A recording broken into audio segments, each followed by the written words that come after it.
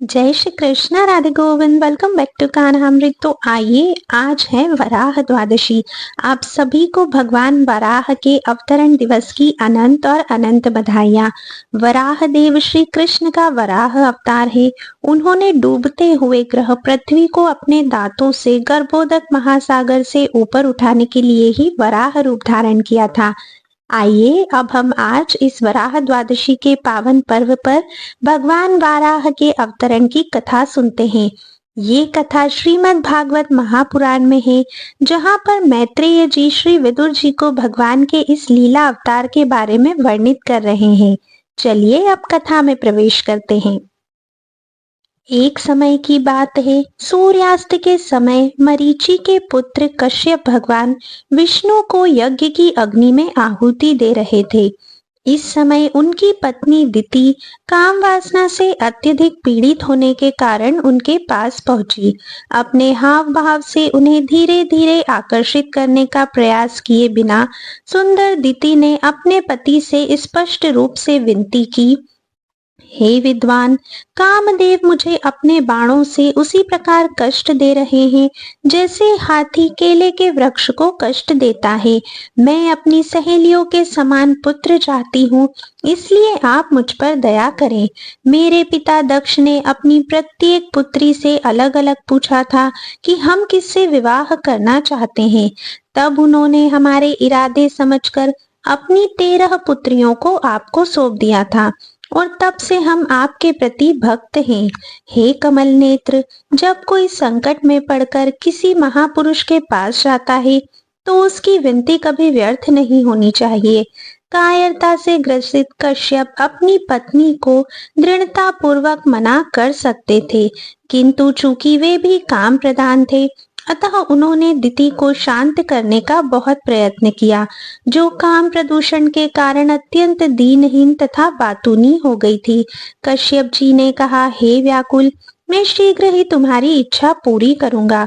अच्छी पत्नी के कारण ही मेरे जैसा पुरुष भवसागर से पार हो सकता है। वास्तव में पत्नी इतनी सहायक होती है कि उसे पुरुष के शरीर की अर्धांगिनी कहा जाता है। जिस प्रकार सेनापति किले में सुरक्षित रहकर आक्रमणकारियों पर विजय प्राप्त कर सकता है, उसी प्रकार पुरुष भी अच्छी पत्नी का आश्रय लेकर अपनी इंद्रियों पर विजय प्राप्त कर सकता है। इस कारण पुरुष अपनी पत्नी से प्राप्त सभी लाभों का ऋण कभी भी नहीं चुका सकता, चाहे वह अपने पूरे जीवन काल में या मृत्यु के बाद भी ऐसा करने का प्रयास क्यों न करे। मेरी प्रिय दिति, यद्यपि मैं तुम्हारा ऋण पर्याप्त रूप से चुका नहीं सकता, फिर भी मैं संतान प्राप्ति के उद्देश्य से तुम्हारी काम वासना को संतुष्ट करूंगा। मैं तुमसे केवल कुछ मिनट प्रतीक्षा करने का अनुरोध करता हूँ, ताकि मैं आलोचना का विषय न बनूं। वर्तमान क्षण सबसे अशुभ है, क्योंकि इस समय भगवान शिव अपने बैल वाहन पर सवार होते हैं। उनके साथ उनके भयानक भूत प्रेत साथी होते हैं। वे ऐसे भूतों को इस निषिद्ध अवधि के दौरान संभोग करने वाली महिलाओं के गर्भ में डालकर स्थूल भौतिक शरीर प्राप्त करने का मौका देते हैं। भगवान शिव तुम्हारी बहन के पति हैं और अपनी 3 आंखों से वे तुम्हारे निषिद्ध कार्य को देखेंगे। अपने पति से इतनी अच्छी शिक्षा प्राप्त करने के बावजूद दिति काम वासना से इतनी पीड़ित थी कि उसने एक निर्लज्ज की तरह कश्यप जी के वस्त्र पकड़ लिए और इस प्रकार उसने व्यवहारिक रूप से उन्हें अपनी काम वासना की तृप्ति करने के लिए मजबूर किया। पूजनीय भाग्य को प्रणाम करने के बाद कश्यप जी दिति के साथ एकांत स्थान पर लेट गए। निषिद्ध कार्य से निपटने के बाद कश्यप जी ने स्नान करके खुद को शुद्ध किया और एक बार फिर परम के निराकार पहलू का ध्यान करते हुए गायत्री मंत्र का जप करने के लिए बैठ गए। इस बीच अपनी काम वासना को तृप्त करने के बाद दिति को कुछ होश आया। शर्म से सिर झुकाए हुए वह अपने पति के पास गई और बोली, मेरे प्यारे ब्राह्मण, कृपया सुनिश्चित करें कि मेरे भ्रूण को भगवान शिव द्वारा नहीं मारा जाए, क्योंकि मैं उनके प्रति बहुत बड़ा अपराध कर चुकी हूँ। तब दीति ने बहुत ही चतुराई से भगवान शिव की दया के लिए प्रार्थना की। मैं क्रोधित भगवान शिव को प्रणाम करती हूँ। वे इतने महान हैं कि वे मेरे भ्रूण को नष्ट कर सकते हैं, लेकिन साथ ही वे बड़े दयालु और क्षमाशील भी हैं। भगवान शिव को सभी महिलाओं का स्वामी माना जाता है, जिन्हें असभ्य शिकारी भी माफ कर देते हैं, और इसीलिए मैं उनसे प्रार्थना करती हूँ कि वे मुझे उनके क्रोध से बचाएं। जब दीति उनके सामने खड़ी थी और उनके क्रोध के भय से कांप रही थी, तब कश्यप जी ने कहा, तुम्हारे दूषित मन, अनुचित समय, तुम्हारी अवज्ञा और देवताओं की उपेक्षा के कारण तुम्हारे गर्भ से 2 घृणित पुत्र उत्पन्न होंगे, जो निर्दोष व्यक्तियों की हत्या करेंगे, महिलाओं पर अत्याचार करेंगे और महान आत्माओं को क्रोधित करके संसार में उत्पात मचाएंगे। परिणाम स्वरूप सर्वोच्च भगवान उन्हें मारने के लिए अवतार लेंगे, जैसे इंद्र अपने वज्र से पहाड़ों को तोड़ देता है। दिति ने उत्तर दिया, हे मेरे पति, यह जानकर मुझे बहुत राहत मिली है कि मेरे पुत्रों की मृत्यु ब्राह्मणों के क्रोध से नहीं, बल्कि दयालु परमेश्वर द्वारा होगी। जो व्यक्ति ब्राह्मणों को अपमानित करता है या दूसरों को भयभीत करता है, वह इतना निंदित होता है कि जो लोग पहले से ही नरक में हैं या जो उस पतित योनि में हैं, जिसमें वह बाद में प्रकट होगा, वे भी उसके प्रति कोई दया नहीं महसूस करते। तब कश्यप ने दिति को बताया, तुम्हारे पश्चाताप और परमेश्वर में दृढ़ विश्वास के कारण, साथ ही भगवान शिव और मेरे प्रति तुम्हारी आराधना के कारण तुम्हारा एक पौत्र बड़ा भक्त होगा, जिसकी ख्याति स्वयं भगवान के बराबर होगी। भगवान के प्रति उसकी महान भक्ति के कारण अन्य लोग उसके पद चिन्हों पर चलेंगे, और परमेश्वर को संतुष्ट करने के कारण सभी उससे प्रसन्न होंगे। एक प्रथम श्रेणी के भक्त के रूप में तुम्हारा पौत्र परमेश्वर को भीतर और बाहर देख सकेगा। वह सभी अच्छे गुणों का भंडार होगा, और वह इस भौतिक संसार में बद्ध जीवों के कष्टों को देखकर बहुत ही दुखी होगा। प्रहलाद की महिमा के बारे में सुनकर दिति बहुत ही प्रसन्न हुई, लेकिन क्योंकि वह समझ गई थी कि उसके पुत्र देवताओं को बहुत परेशान करेंगे, इसीलिए उसके बिना जन्म दिए 100 साल तक शक्तिशाली भ्रूणों को गर्भ में रखा। फिर भी दिति के गर्भ की शक्ति ने पूरे ब्रह्मांड को परेशान कर दिया, और सूर्य और चंद्रमा का प्रकाश क्षीण हो गया। इस भयावह स्थिति को देखने के बाद देवता भगवान ब्रह्मा के पास गए और निवेदन किया, हे प्रभु, इस अंधकार को देखिए जो सभी दिशाओं में फैल रहा है। हे ब्रह्मांड के पालनकर्ता, जो सभी जीवों के इरादों को जानते हैं, दिति के गर्भ ने यह महान अशांति पैदा कर दी है, और इस प्रकार हमारा काम रुक गया है। कृपया हम पर दया करें, क्योंकि हम बहुत ही दयनीय स्थिति में आ गए हैं। जवाब में भगवान ब्रह्मा ने देवताओं को बताया कि बहुत पहले क्या हुआ था। पूरी भौतिक सृष्टि की यात्रा करने के बाद 4 ऋषि सनक, सनातन, सनंदन और सनत कुमार आध्यात्मिक आकाश में प्रवेश कर गए, जहाँ बैकुंठ ग्रह स्थित है। वे सभी भौतिक संदूषण से मुक्त होने के कारण ऐसा करने में सक्षम थे। भगवान नारायण के निवास में निवासियों के पास सर्वोच्च भगवान के समान रूप है, और हर कोई उनकी अनन्य भक्ति सेवा में लगा हुआ है। वहाँ कई वन हैं जो कल्प वृक्षों से भरे हुए हैं, और सभी ऋतुओं में वे फलों और फूलों से भरे रहते हैं। अपने विमानों में उड़ते समय अपनी संगियों के साथ बैकुंठ के निवासी निरंतर परमेश्वर के चरित्र और लीलाओं का गान करते हैं। यद्यपि विमानों में सवार संगिनियों के कूल्हे बड़े और चेहरे सुंदर मुस्कान वाले होते हैं, फिर भी वे वैकुंठ के निवासियों की वासना को उत्तेजित नहीं कर सकती। इसका अर्थ है कि बैकुंठ में विपरीत लिंग के साथ संगति का आनंद तो है, लेकिन कोई यौन संबंध नहीं है, क्योंकि हर कोई कृष्ण भगवान की चेतना में पूरी तरह से लीन है। जब मधुमक्खियों का राजा भगवान की महिमा का गान करते हुए ऊंची आवाज में गुनगुनाता है, तो कोयल, सारस, चक्रवाक, हंस, तोते और मोर अस्थायी रूप से अपना गाना बंद कर देते हैं और सुनते हैं। यद्यपि चंपक, बकुला, पारिजात और कमल जैसे फूल दिव्य रूप से सुगंधित होते हैं, फिर भी वे तुलसी की तपस्या के प्रति सचेत रहते हैं और इस बात के प्रति भी कि कैसे भगवान ने तुलसी के पत्तों से खुद को माला बनाना पसंद किया था। बैकुंठ की स्त्रियां भगवान की देवी के समान सुंदर है, तथापि वे कभी-कभी केवल परमेश्वर की कृपा प्राप्त करने के लिए संगमरमर की दीवारों की सफाई करती हुई दिखाई देती है, जबकि वहां वस्तुतः कोई धूल नहीं होती। बैकुंठ की सीमा पर पहुंचने पर चारों कुमारों को अभूतपूर्व दिव्य सुख का अनुभव हुआ।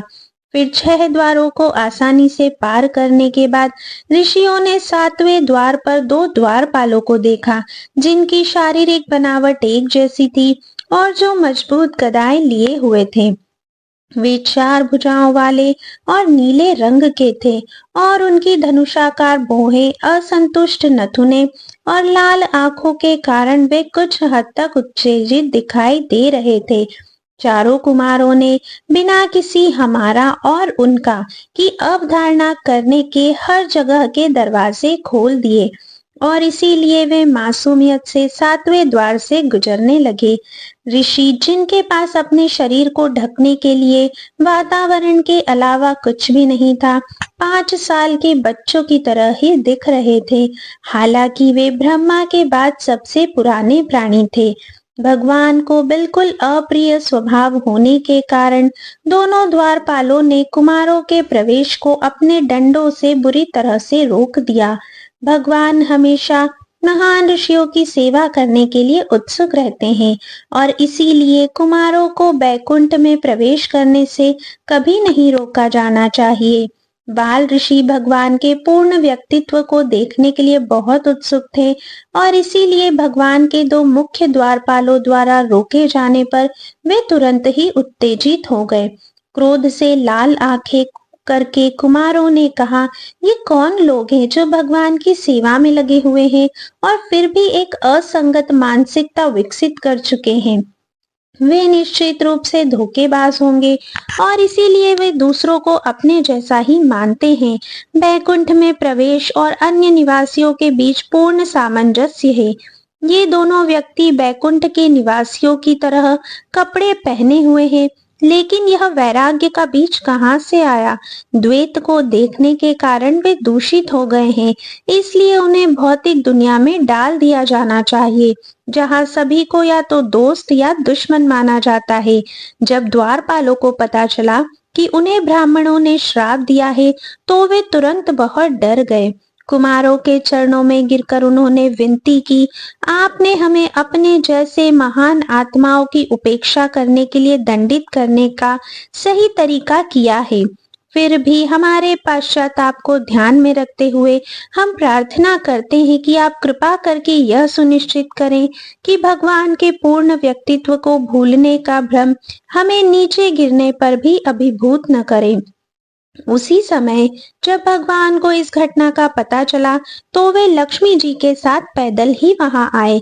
इस प्रकार चारों कुमारों ने भगवान विष्णु को अपने सामने देखा, जिन्हें उन्होंने पहले केवल अपने हृदय में ही ध्यान की समाधि में लीन होकर देखा था। भगवान के सुंदर श्याम वर्ण शरीर पर चमकीले पीले रंग का कपड़ा पहना हुआ था तथा उनके गले में ताजे फूलों की माला लटक रही थी, जिसके चारों ओर भिनभिनाती हुई मधुमक्खियां थी। भगवान ने अपना एक हाथ गरुड़ के कंधे पर रखा हुआ था तथा दूसरे हाथ में कमल का फूल घुमाया।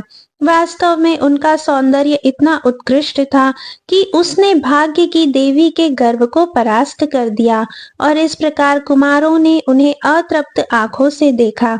जैसे ही कुमारों ने खुशी से अपना सिर झुकाया, भगवान के चरण कमलों के पंजों से तुलसी के पत्तों की सुगंध लेकर आने वाली हवा उनके नथनों में प्रवेश कर गई, जिससे उनके शरीर और मन में आध्यात्मिक परिवर्तन हुआ। भले ही वे निराकार ब्रह्म से पूरी तरह से जुड़े हुए थे, दूसरे शब्दों में कुमार निराकारवादी से परिवर्तित हो गए। जो भगवान की ब्रह्म ज्योति में विलीन होने की इच्छा रखते हैं, ऐसे भक्त बन गए जो भगवान की सेवा करने की इच्छा रखते हैं।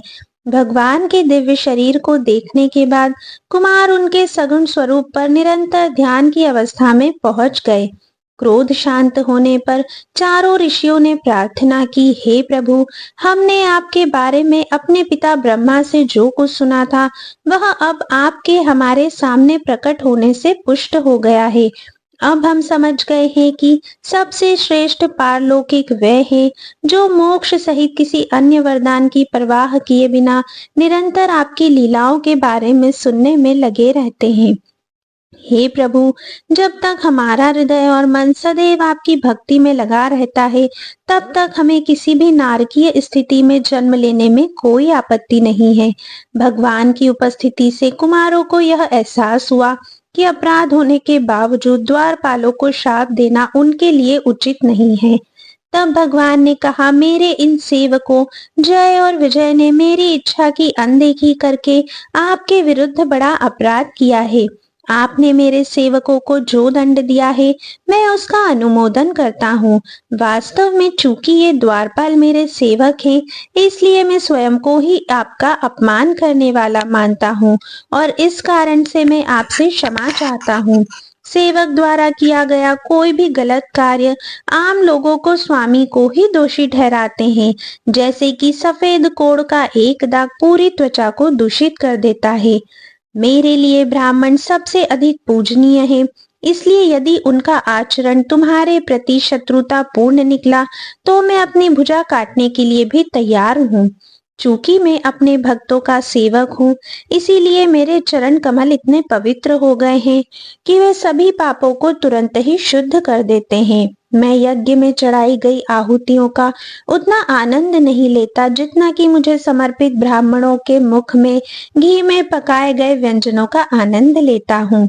गंगा मेरे चरणों को धोने के बाद बचे हुए जल का अवशेष है और यह तीनों लोकों को पवित्र करती है। यदि मैं वैष्णवों के चरणों की धूल को अपने सिर पर धारण कर सकता हूँ तो ऐसा करने से कौन ही इनकार करेगा। मेरे इन सेवकों ने मेरे मन को न जानने के कारण आपको नाराज किया है। फिर भी यदि आप उन्हें अपने अपराध का फल भोगने के बाद शीघ्र ही मेरे पास लौटने की अनुमति देते हैं तो मैं इसे अपना बड़ा उपकार मानूंगा। भगवान की अत्यंत विनीत तथा सुंदर वाणी जो गंभीर अर्थ के कारण समझ में नहीं आ रही थी, उसे कान खोलकर सुनने के पश्चात कुमारों ने कुछ समय तक उसके अर्थ पर विचार किया। यद्यपि ऋषिगण भगवान के वास्तविक अभिप्राय को समझ नहीं सके, फिर भी भगवान के दर्शन मात्र से ही आनंद के कारण उनके शरीर में रोमांच उत्पन्न हो गया। भगवान के निर्दोष सेवकों को श्राप देने में अपना दोष समझकर कुमारों ने कहा, हे प्रभु, हम आपकी योजना को नहीं समझ सकते, क्योंकि आपने ऐसा कहा है मानो हमने आपके लिए कोई अच्छा काम किया हो। आप ब्राह्मणों की जो पूजा करते हैं उसका उद्देश्य दूसरों को शिक्षा देना है, क्योंकि आप ही परम पूज्य देवता हैं। हे प्रभु, आप इन दोनों निर्दोष व्यक्तियों को अथवा हमें जो भी दंड देना चाहे, हम उसे बिना किसी कपट के स्वीकार करेंगे। भगवान ने उत्तर दिया, हे ब्राह्मणों, जय और विजय को जो दंड तुमने दिया है वह मैंने पहले ही निर्धारित कर दिया है, अतः उन्हें राक्षस कुल में जन्म लेना पड़ेगा, किंतु क्रोध में अपने मन को मुझ में एकाग्र करके वे सदैव मुझसे जुड़े रहेंगे और शीघ्र ही मेरे धाम को लौट जाएंगे। यह समझना चाहिए कि भगवान ने स्वयं जय और विजय को श्राप देने की योजना बनाई थी। सामान्यतः ऐसी कोई संभावना नहीं है कि कुमार इतने क्रोधित हो जाएं कि भगवान के द्वारपालों की उपेक्षा कर सकें, या कोई भी बैकुंठ पहुंचने के बाद भौतिक संसार में वापस लौट सके। कभी कभी भगवान युद्ध करना चाहते हैं और चूंकि बैकुंठ में कोई शत्रु नहीं है, इसीलिए वे इस उद्देश्य के लिए भौतिक संसार में अवतार लेते हैं। हालांकि भगवान अपने सहयोगियों के साथ ही अपनी लीलाएं करना पसंद करते हैं और इसीलिए वे अपने शत्रु की भूमिका के लिए एक भक्त को चुनते हैं। फिर युद्ध का एक अस्थायी दिखावा करने के बाद भगवान अपने भक्त को आध्यात्मिक संसार में वापस बुला लेते हैं। इसके बाद चारों कुमारों ने भगवान की परिक्रमा की, उन्हें प्रणाम किया और बैकुंठ के द्वार से प्रस्थान किया। तब भगवान ने जय और विजय को आदेश दिया, यहाँ से चले जाओ, लेकिन डरो मत। मैं ब्राह्मणों के शाप को निष्फल कर सकता था, लेकिन मैंने ऐसा नहीं किया। लक्ष्मी, जिसे तुमने एक बार मेरे सोते समय द्वार पर रोक दिया था, ने पहले ही तुम्हारे पतन की भविष्यवाणी कर दी थी। यद्यपि भौतिक संसार में 7 जन्म तुम्हारे लिए दंड के रूप में है, मैं चाहता हूँ कि तुम इसके बजाय 3 राक्षसी जन्म स्वीकार करो। क्रोध में रहस्यमय योग का अभ्यास करने से तुम अपने पाप कर्मों से शीघ्र ही शुद्ध हो जाओगे और इस प्रकार तुम कम समय में मेरे पास वापस आ सकोगे। यह कहकर भगवान चले गए और जय विजय, जो ब्राह्मणों के श्राप के कारण उदास और पीले पड़ गए थे, बैकुंठ से नीचे गिर गए। गिरते समय कुमारों ने उन्हें आश्वस्त किया कि 3 राक्षसी जन्मों के बाद वे एक बार फिर बैकुंठ लौट आएंगे। भगवान ने जो अपने आकाशीय विमानों से यह सब देख रहे थे, देवताओं ने निराशा में एक बड़ी गर्जना की और उसके बाद जय और विजय कश्यप के शक्तिशाली वीर्य से आच्छादित होकर दिति के गर्भ में प्रवेश कर गए। भगवान ब्रह्मा ने देवताओं को यह बताते हुए अपनी बात समाप्त की। यह इन जुड़वा राक्षसों का पराक्रम है, जिसने आपकी अपनी शक्ति को कम करके आपको परेशान कर दिया है। हालांकि मेरे पास इस स्थिति के लिए कोई उपाय नहीं है, क्योंकि यह सब भगवान की इच्छा से हो रहा है। निश्चिंत रहें कि सर्वोच्च भगवान हमारी सहायता के लिए आएंगे और इसीलिए सभी दिशाओं को कवर करने वाले घने अंधकार के बारे में अब और अटकलें लगाने की जहमत न उठाए। यह सुनकर देवतागण भय मुक्त हो गए और अपने अपने धाम को लौट गए। इस बीच 100 वर्ष तक गर्भ धारण करने के बाद दिति ने जुड़वा पुत्रों को जन्म दिया, जो महान राक्षस थे। इस समय भूकंप आदि भयंकर प्राकृतिक उपद्रव होने लगे और सर्वत्र भयंकर अग्नियां जलती हुई दिखाई देने लगी। शनि और मंगल जैसे अशुभ ग्रह शुक्र और बृहस्पति जैसे शुभ ग्रहों को फीका कर रहे थे तथा आकाश में धूमकेतु, उल्काएं और वज्र दिखाई देने लगे। भयंकर वायु ने अप्रिय फुफकारते हुए बड़े बड़े वृक्षों को उखाड़ दिया और बादलों के छा जाने से सब कुछ अंधकार से ढक गया। समुद्र में बहुत हलचल होने लगी और नदियों और सरोवरों में उगने वाले सभी कमल सूख गए। सूर्य ग्रहण, चंद्र ग्रहण बार बार होते थे और पर्वतीय गुफाओं से रथों की टापों जैसी ध्वनियां आती थी।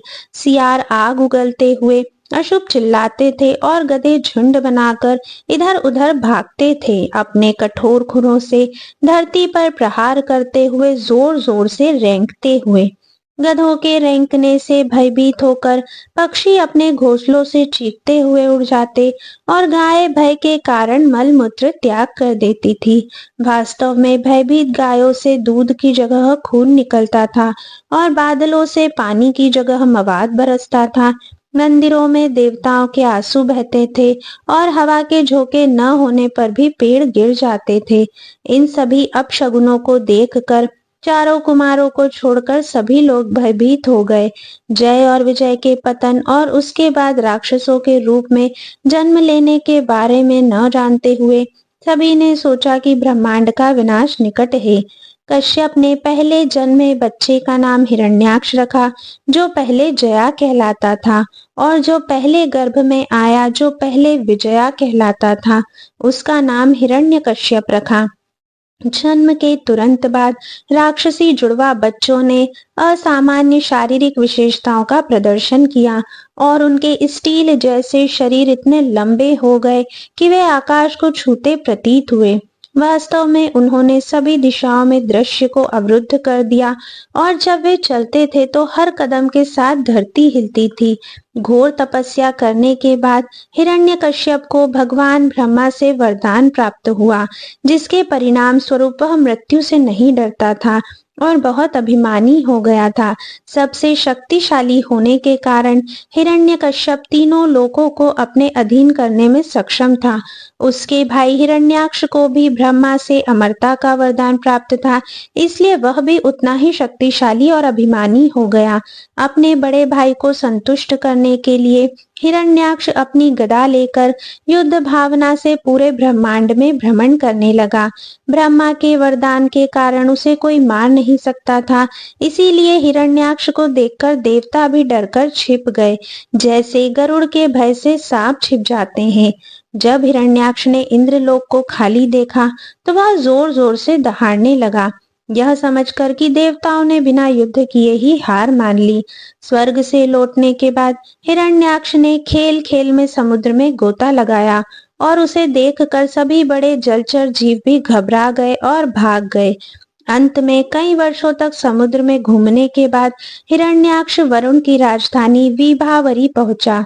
जल के स्वामी का मजाक उड़ाने के लिए हिरण्याक्ष उनके चरणों में गिर गया और मुस्कुराते हुए बोला, हे सर्वोच्च स्वामी, मुझसे युद्ध करो।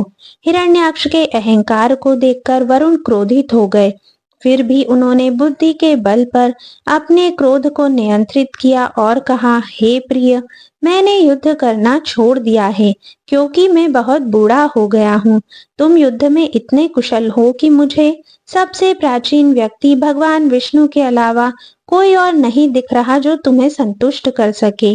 हे दैत्यों के सरदार, मेरा सुझाव है कि आप उनके पास जाएं और मांसाहारी पशुओं से घिरे हुए युद्ध भूमि में मृत अवस्था में लेटकर अपने गर्व से मुक्त हो जाएं। हिरण्याक्ष वरुण की बात पर ध्यान दिए बिना ही चला गया। फिर जब उसकी मुनि नारद से भेंट हुई तो उसे भगवान का पता मालूम हुआ। समुद्र की गहराई में पुनः प्रवेश करने पर हिरण्याक्ष ने देखा कि सर्वशक्तिमान भगवान वराह अवतार में पृथ्वी को अपने दांतों पर उठाए हुए ऊपर की ओर जा रहे हैं।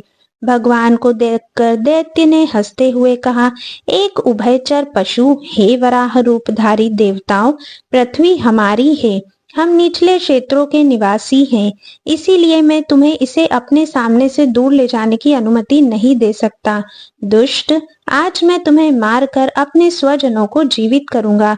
जब तुम मेरी गदा से अपना कपाल चकनाचूर करके गिरोगे तो तुम्हें हवन में आहुति देने वाले देवता और ऋषिगण भी समाप्त हो जाएंगे, ठीक वैसे ही जैसे एक वृक्ष बिना जड़ों के जीवित नहीं रह सकता। यद्यपि भगवान को ऐसी अपमानजनक भाषा सुनकर निश्चित रूप से दुख हुआ, फिर भी उन्होंने इसे सहन किया ताकि वे पृथ्वी को, जो बहुत भयभीत हो गई थी, उठा सकें। जैसे ही भगवान वराह जल से बाहर निकले, हिरण्याक्ष ने उनका पीछा किया और दहाड़ते हुए कहा, क्या आपको अपने शत्रु द्वारा चुनौती दिए जाने पर भागते समय शर्म नहीं आती? आप जैसे निर्लज्ज प्राणियों के लिए कोई भी चीज निंदनीय नहीं है। इन कठोर शब्दों के बावजूद भगवान वराह ने शांति से पृथ्वी को पानी की सतह पर रखा और फिर उसे तैरने की क्षमता प्रदान की। इस समय भगवान ब्रह्मा और अन्य देवताओं ने पृथ्वी को ऊपर उठाने के उनके अद्भुत कार्य के लिए भगवान की प्रशंसा की और उन्होंने उन पर फूल बरसाए। फिर अपना भयंकर क्रोध व्यक्त करने के लिए भगवान ने उत्तर दिया, वास्तव में हम जंगल के प्राणी हैं और तुम्हारे जैसे शिकारी कुत्तों की तलाश कर रहे हैं। जो व्यक्ति मृत्यु के बंधन से मुक्त हो गया है, उसे तुम्हारी बकवास से कोई डर नहीं है, क्योंकि तुम मृत्यु के नियमों से बंधे हुए हो। अब अपनी मूर्खतापूर्ण बातें छोड़ो और मुझे मारने का प्रयास करो। कोई बहुत घमंडी हो सकता है, लेकिन अगर वह अपना वादा पूरा करने में विफल रहता है तो वह किसी सभा में बैठने का हकदार नहीं है। इस प्रकार चुनौती दिए जाने पर हिरण्याक्ष बहुत क्रोधित और उत्तेजित हो गया और उसका पूरा शरीर कांपने लगा। क्रोध से फुफकारते हुए राक्षस भगवान पर झपटा और अपनी शक्तिशाली गदा से उन पर प्रहार करने का प्रयास किया। हालांकि एक तरफ हटकर भगवान ने वार को टाल दिया और फिर अपनी गदा से उन्होंने हिरण्याक्ष के माथे को कुचलने का प्रयास किया। एक कुशल योद्धा होने के नाते राक्षस ने अपनी गदा से वार को रोक दिया और उसके बाद एक भयंकर मुठभेड़ हुई। जब दोनों योद्धा एक दूसरे पर अपनी मजबूत डंडों से लगातार वार कर रहे थे तो उनके घावों से बहते खून की गंध से वे और भी अधिक क्रोधित हो रहे थे। जीत के लिए बहुत उत्सुक होने के कारण भगवान और राक्षस दोनों ने अद्भुत युद्धाभ्यास दिखाए, जिससे युद्ध ऐसा लग रहा था जैसे गाय के लिए दो शक्तिशाली बैलों के बीच में मुकाबला हो रहा हो। भगवान ब्रह्मा सभी देवताओं और ऋषियों के साथ आकाश में रह रहे थे, ताकि वे पृथ्वी के लिए हो रहे भयंकर युद्ध को देख सकें।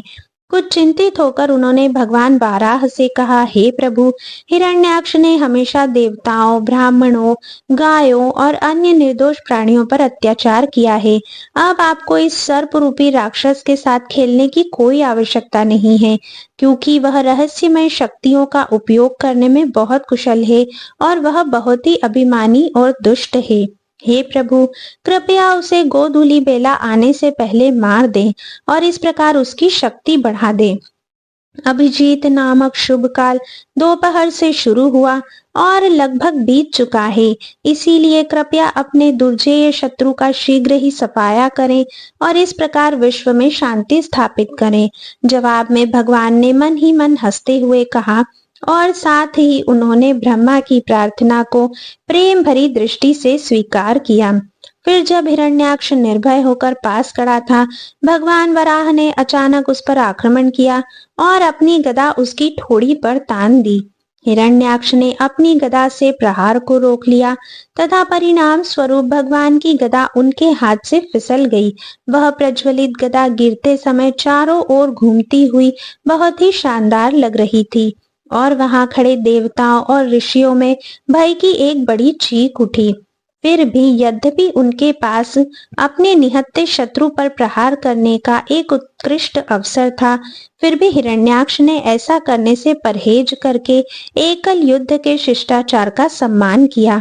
हालांकि इससे भगवान का क्रोध और भी भड़क उठा और उन्होंने अपना सुदर्शन चक्र जगाया।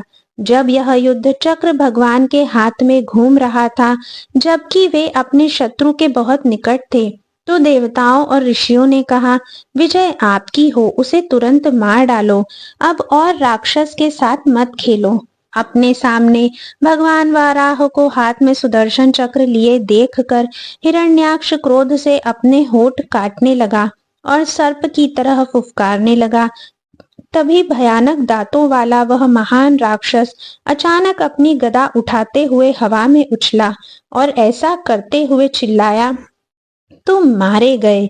जैसे ही हिरण्याक्ष ने उन पर प्रहार करना चाहा, भगवान वराह ने खेल खेल में अपने बाएं पैर से उसके हाथ से गदा उतार दी और फिर कहा, अपना हथियार उठाओ, क्योंकि तुम मुझे जीतने के लिए इतने उत्सुक हो। इस तरह चुनौती मिलने पर हिरण्याक्ष ने अपनी गदा उठाई और जोर से दहाड़ते हुए उसे फेंक दिया, लेकिन बिना किसी हिचकिचाहट के भगवान वराह ने आसानी से गदा को अपने हाथ में पकड़ लिया और इस तरह राक्षस बहुत अपमानित महसूस करने लगा। जब भगवान ने उसे अपना हथियार दिया तो वह उसे वापस लेने के लिए अनिच्छुक था, इसीलिए उसने एक जलता हुआ त्रिशूल उठाया और उसे जोर से फेंक दिया। जैसे ही त्रिशूल आकाश में उड़ता हुआ चमकने लगा, भगवान वराह ने अपना सुदर्शन चक्र चलाकर उसे टुकड़े टुकड़े कर दिया। इस पर राक्षस और भी क्रोधित हो गया और जोर से दहाड़ते हुए वह भगवान वराह पर तेजी से झपटा।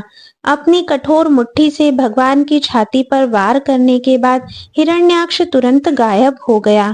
भगवान इस आघात से बिल्कुल भी विचलित नहीं हुए, वैसे ही जैसे एक हाथी को फूलों की माला से चोट लगने पर चोट लगती है। इसके बाद हिरण्याक्ष ने भगवान, जो योगेश्वर हैं, के विरुद्ध कई जादुई चालें चली और जिसने भी यह जादुई प्रदर्शन देखा, उसने सोचा कि ब्रह्मांड का विनाश निकट है। भयंकर हवाएं चलने लगी और धूल के गुबार ने सभी दिशाओं में अंधेरा फैला दिया। आसमान से पत्थरों की बौछारें गिरने लगी, साथ ही मवाद, बाल, खून, मल मूत्र और हड्डियों की बारिश होने लगी। बिजली और गरज के साथ पहाड़ों ने तरह तरह के हथियार छोड़े और नग्न राक्षसियां अपने बाल खुले रखकर त्रिशूल लिए अचानक प्रकट हुई।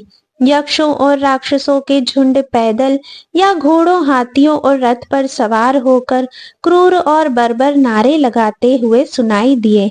हालांकि भगवान ने अपना सुदर्शन चक्र जारी करके इन सभी भ्रमों को दूर करने में सक्षम थे और उस समय दिति के दिल में भय की एक सिहरनी सी दौड़ गई। अपने पति के शब्दों को याद करते हुए उसके स्तनों से खून बहने लगा। जब हिरण्याक्ष ने देखा कि उसकी जादुई रचनाएं नष्ट हो गई हैं, तो वह एक बार फिर प्रकट हुआ। क्रोध में आकर उसने अंतिम उपाय के रूप में भगवान को अपनी भुजाओं में कुचलने की कोशिश की, लेकिन उसे बहुत आश्चर्य हुआ। भगवान को पकड़ने की कोशिश करने के बाद राक्षस ने पाया कि भगवान अभी भी उसकी भुजाओं के घेरे से बाहर थे। फिर जब हिरण्याक्ष ने क्रोध में उसे अपनी मुट्ठियों से मारा, तो भगवान वराह ने उसे कान की जड़ पर बेपरवाही से थप्पड़ मारा, जिससे वह पीछे की ओर लड़खड़ा गया। उसकी आंखें अपनी कोटर से बाहर निकल आई, उसके बाल बिखर गए और उसके अंग टूट गए। महान राक्षस उखड़ी हुई पेड़ की तरह मृत अवस्था में गिरा। भगवान ब्रह्मा और अन्य देवता उस स्थान पर पहुंचे ताकि राक्षस के मारे गए शरीर को करीब से देख सकें। अभी भी अपने होठ काटते हुए हिरण्याक्ष की शारीरिक चमक आत्मा की अनुपस्थिति के बावजूद फीकी नहीं पड़ी थी, क्योंकि भगवान का कमल का पैर उसे छू रहा था। भगवान ब्रह्मा ने प्रशंसा पूर्वक कहा, ओह, ऐसी धन्य मृत्यु किसे मिल सकती है। यह भाग्यशाली राक्षस भगवान के कमल के पैर से मारा गया था, जिनका योगी अपने अवास्तविक भौतिक शरीर से मुक्ति पाने की आशा में रहस्यमय समाधि में ध्यान करते हैं। तत्पश्चात देवताओं ने भगवान के वराह रूप धारण करने तथा राक्षस के भय से उन्हें मुक्त करने के लिए अपनी महान प्रशंसा व्यक्त की। देवताओं की प्रशंसा प्राप्त करने के पश्चात भगवान आध्यात्मिक जगत में अपने निवास पर लौट गए, जहां हमेशा एक अखंड उत्सव चलता रहता है। सूत गोस्वामी ने अपनी कथा का समापन करते हुए कहा, हे ब्राह्मणों, जो कोई भी भगवान वराह द्वारा हिरण्याक्ष के वध के अद्भुत वर्णन को सुनता है, कीर्तन करता है या उसमें आनंद लेता है, वह ब्राह्मण की हत्या सहित सभी प्रकार के पाप कर्मों के फलों से तुरंत मुक्त हो जाता है। तो ये थी वाराह द्वादशी के दिन भगवान वाराह के प्राकट्य उत्सव की कथा। आप सभी को एक बार फिर से वाराह द्वादशी की अनंत और अनंत शुभकामनाएं। अब हम मिलेंगे नेक्स्ट वीडियो में, तब तक के लिए राधे राधे।